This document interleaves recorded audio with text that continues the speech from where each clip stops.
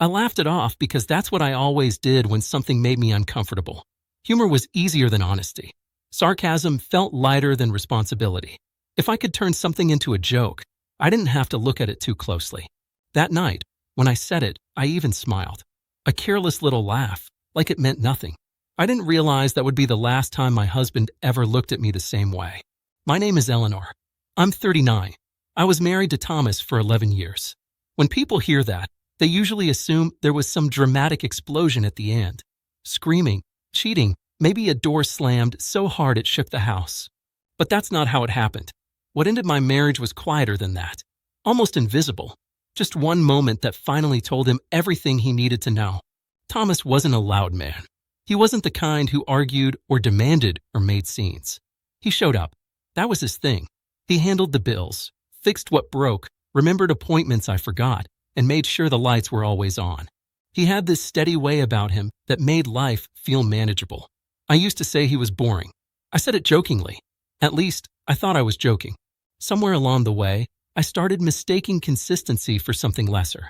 I teased him in front of friends, rolled my eyes when he talked too long, laughed when he told me something mattered to him. I didn't mean to be cruel. I just thought we were past needing reassurance.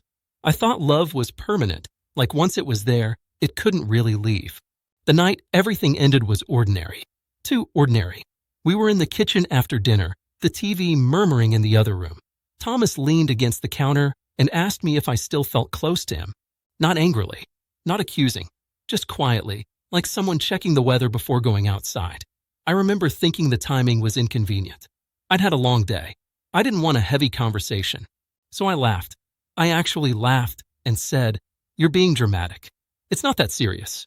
I even added, "You always overthink things," like it was a harmless joke between us. I didn't see his face change right away. It was subtle. His shoulders dropped just a little. His eyes went still.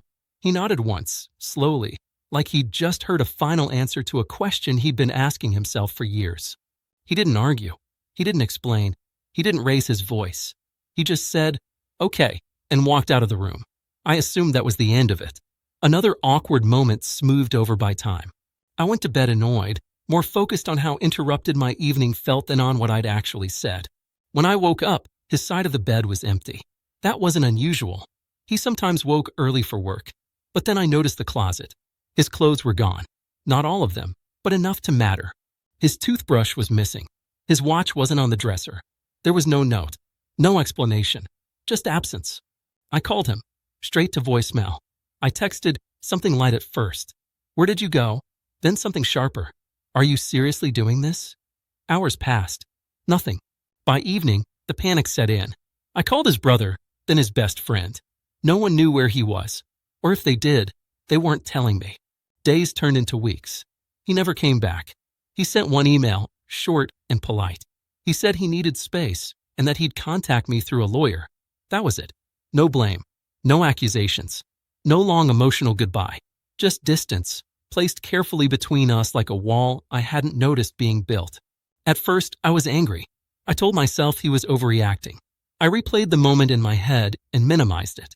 It was just a joke. Couples tease each other all the time. If he really loved me, he wouldn't have left over something so small. That's what I told anyone who would listen. That's what I told myself at night when the house felt too quiet. But silence has a way of forcing honesty. Without Thomas there to absorb the weight of everything, I started hearing my own words differently. I remembered how often I'd laughed when he tried to be serious. How many times I'd dismissed his feelings instead of engaging with them. I saw the pattern I'd ignored for years. My jokes weren't harmless.